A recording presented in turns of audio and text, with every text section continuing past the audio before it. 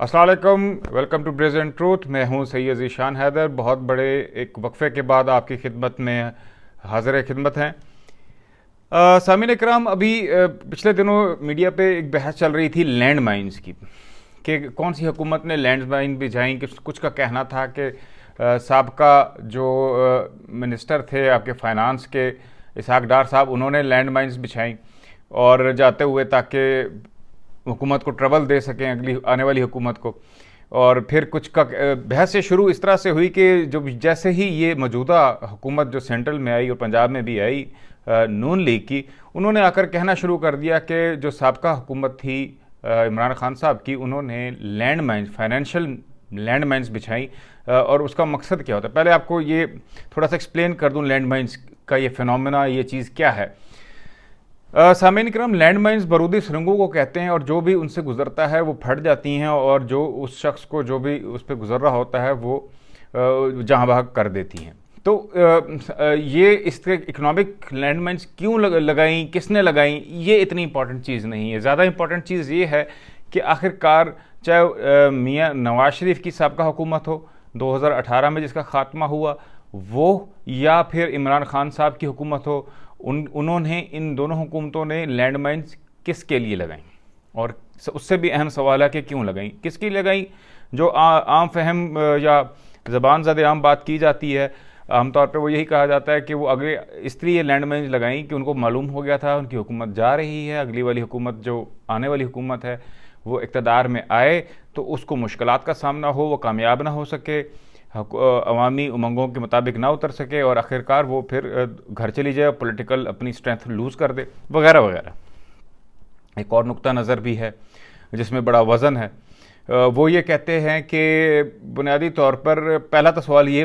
उठता है कि उनको कैसे मालूम हो गया कि वो घर जा रहे हैं। सवाल ये है क्या उनको कौन सी ऐसी ताकतें हैं जो कि वक्त से पहले पाकिस्तान के अंदर किसी भी हुकूमत को घर भेज सकती हैं। ये भी कोई ढका छुपा राज नहीं है। अब तकरीबन हर इंसान, हर पाकिस्तानी इस राज से, इस खुले राज से वाकिफ़ है। तो गोया ये जो लैंड माइंस लगाई जाती हैं इसलिए लगाई जाती हैं ताकि जो कि मुक़्तदर हल्के हैं पाकिस्तान की इस्टेब्लिशमेंट है वो कोई ऐसा एडवेंचर ना कर सके, क्योंकि ताकि पहले ही पाकिस्तान की मीशत ज़ेर दबाव हो और फिर वो कोई पॉलिटिकल इंजीनियरिंग में ना की जा सके। ताकि क्योंकि आप ख़ुद समझिए कि अगर पॉलिटिकल इंजीनियरिंग की जाएगी तो फिर एक प्रेशर डेवलप होता है मुल्क के ऊपर। जब भी आप हुकूमत तब्दील होती है, पॉलिटिकल इंस्टेबिलिटी आती है तो मीशत पर एक दबाव आता है और ये जो है स्टेट इसकी मुतहम्मिल नहीं हो सकती। यही एक आइडियोलॉजी, नज़रिया लेकर जो वहाँ पर मेरी भी यही राय थी। मैंने भी जो कॉलम्स 2017-18 के अंदर मैंने जो लिखे उसके अंदर भी मैं जो मीशत को देख रहा था उसके मुताबिक मैंने कहा कि इसहाक डार साहब ने जो डॉलर को आर्जी तौर पर या मसनूई तौर पर, बल्कि बेहतर वर्ड होगा, मसनूई तौर पर आर्टिफिशियली रोक लिया था, वो मुनासिब नहीं था। उसका बाद में आने वाले असरात थे और मैं वो देख रहा था वो क्यों कर रहे हैं। ये शायद मीशत को कमज़ोर करके आने वाले हालात को डाइवर्ट करने या रोकने या डिले करने का एक टैक्टिक्स था जो बाद में समझ में आता है, ताकि जो उस वक्त जो हालात बनते जा रहे थे कि इस्टेब्लिशमेंट का रुख पीटीआई की तरफ होता जा रहा था और उनको अपने इरादों से रोकने के लिए मीशत के इतना कमज़ोर कर देना शायद मकसूद था कि वो इरादा तर्क कर दे। लेकिन बहरहाल तारीख़ गवाह है कि इस्टेब्लिशमेंट जब कुछ ठान लेती है फिर उस पर अमल दरामद होता है और पॉलिटिकल इंजीनियरिंग होती रही है पाकिस्तान के अंदर। ये कोई ढका छुपा राज नहीं है। और फिर वो हुकूमत चेंज भी हुई और फिर इसी तरह के हालात जब इस मौजूदा साल की शुरू में ले और पिछले साल के आखिरी हिस्से में जब ऐसे बनने शुरू हुए तो फिर वही काम जो इसहाक डार साहब ने और उनकी कैबिनेट, उनके रुफ़का ने 2018 में किया था, उसी तरह का मामलात जो है वो यहाँ पर होने शुरू हो गए। लैंड माइंस बिछाई गई और मुल्क की मीशत को कमज़ोर किया गया। और इसलिए नहीं किया गया, इस पर मैं जो सामीन आपको समझने की ज़रूरत ये है कि जो नुक्ता समझने का वो ये है कि जो भी हुकूमतें, पॉलिटिकल हुकूमतें, सियासी हुकूमतें मुल्क की मीशत के लैंड माइंस लगाती हैं उसका तरीक़ा वारदात क्या होता है। वो ये होता है कि अगर कहीं कोई महंगाई आगे पास ऑन करनी है तो वो ना करें, उसको रोक के रखें और वो इकट्ठा होता रहता है फ्लड। तो पानी जो है वो प्रेशर बनता रहता है और वो इसलिए किया जाता है कि उनको जैसे ही उनको इक़्तिदार से हटाया जाएगा, नई हुकूमत आएगी तो उसको एकदम प्रेशर का सामना होगा और वो उसके उनके बंद टूट जाएंगे। बहुत आसान अल्फाज में आपको एक एग्जांपल दे दूं कि जिस तरह पेट्रोल की कीमतें बढ़ाने का आईएमएफ से मुआहदा किया गया साबका हुकूमत ने, लेकिन वो आगे पास ऑन ना किया और वो उस वक्त ज़रूरत था, जिसके ना करने की वजह से, ये ना करने की वजह से आईएमएफ के अंदर क्योंकि आईएमएफ पाकिस्तान को देखता है, वो हुकूमतों को नहीं देख रहा होता।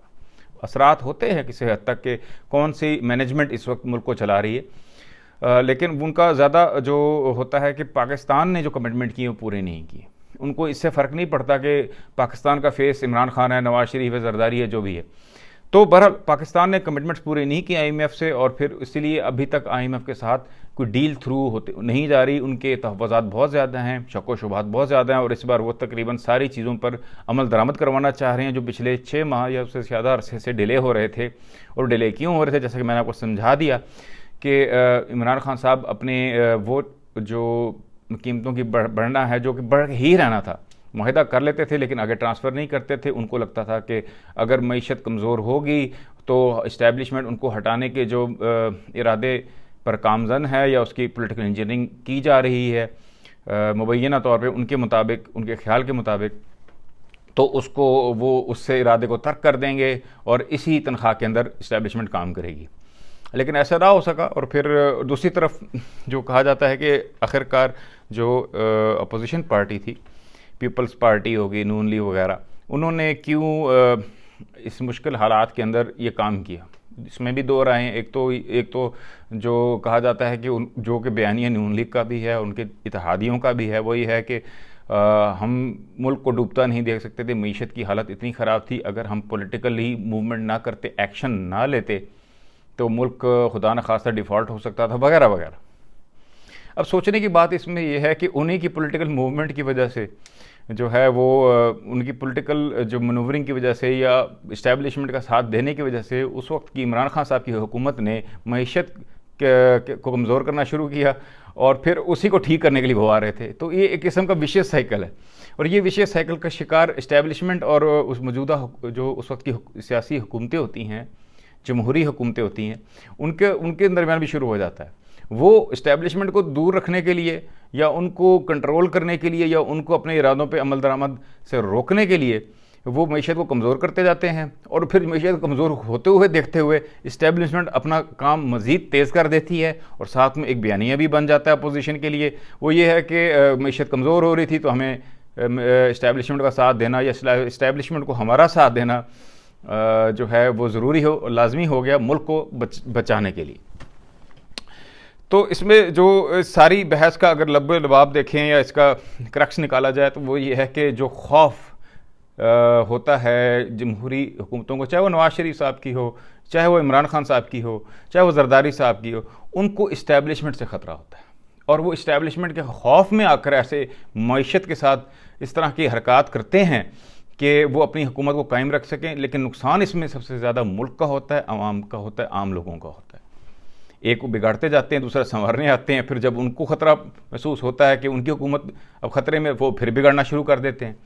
तो ये सिलसिला को रुकना चाहिए, और इस सिलसिले को रोकने का एक ही तरीका है कि पॉलिटिशियंस को